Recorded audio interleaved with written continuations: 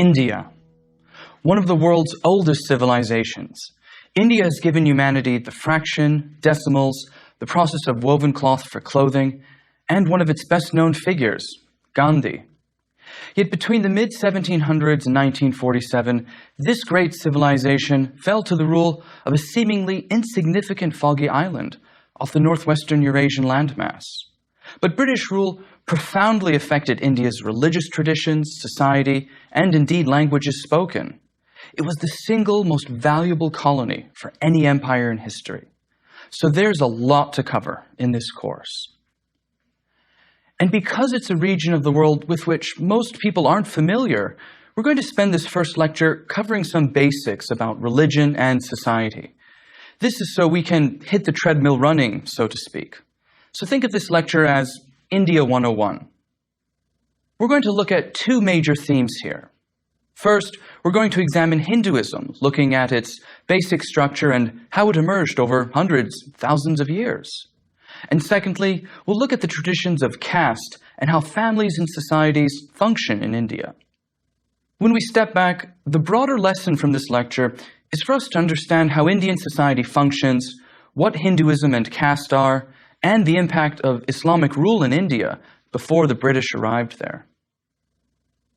The story we're going to tell is, of course, a very modern one. It's about the impact of British colonial rule.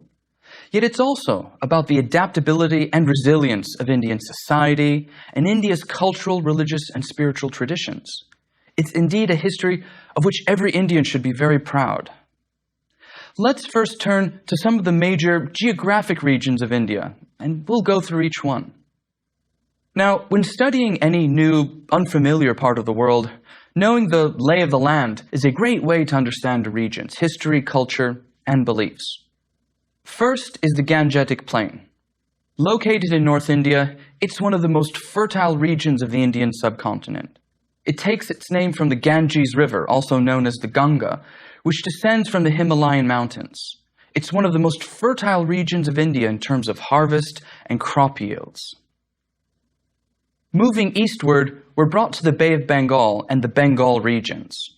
With its vast network of marsh waterways, it's long been a center of maritime commerce and exchange, with strong links to Southeast Asia and indeed the broader commercial maritime world.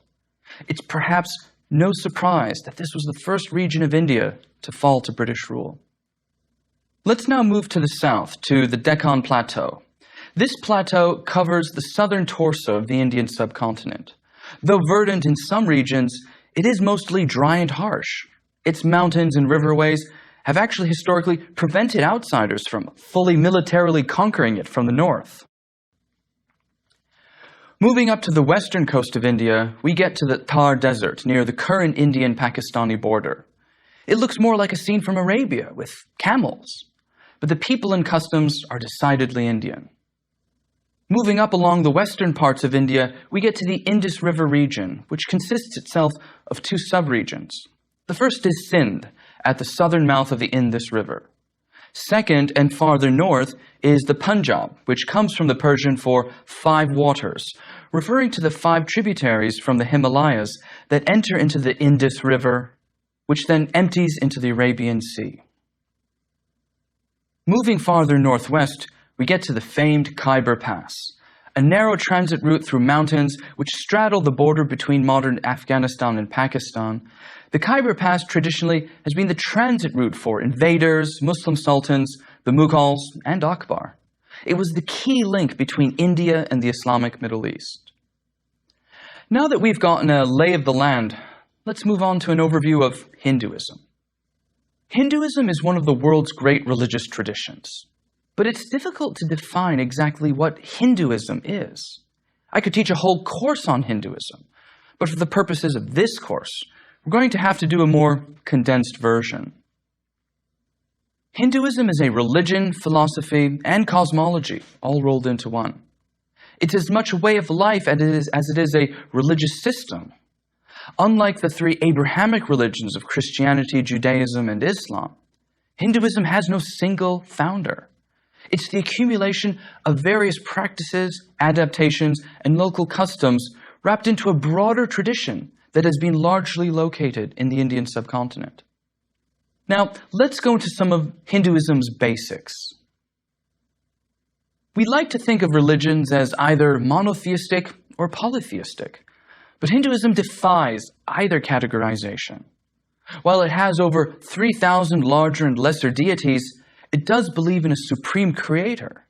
So the best description of Hinduism would be henotheistic, meaning that there's one supreme being or central divinity, but at the same time, there are multitudes of other lesser gods and goddesses.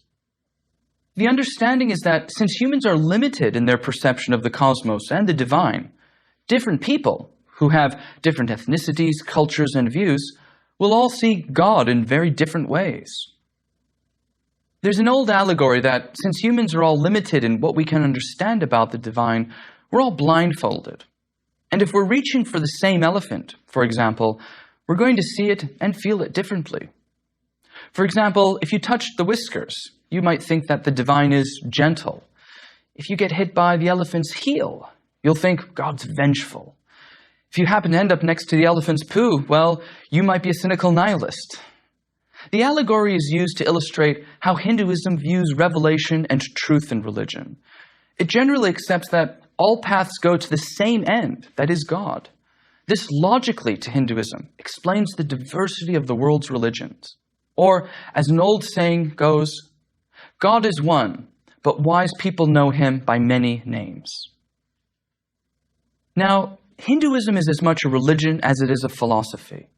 And this is unlike Judaism, Christianity, and Islam, which have traditionally separated religion and faith from philosophy and metaphysics. But in Hinduism, religion and philosophy are not separated. They are one and the same. So, partially because of this, Hinduism has no real set of rules or doctrine. It's not about faith and confession. It has no central textual source of adjudication. It usually doesn't say, you can't do this, you can't do that. If anything, it's somewhat vague on moral guidelines and specifics. It's more focused on wider, holistic understandings of existence, life, and a duty.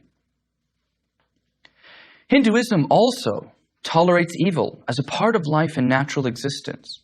Now, this doesn't mean that Hindus condone evil behavior. Quite the opposite.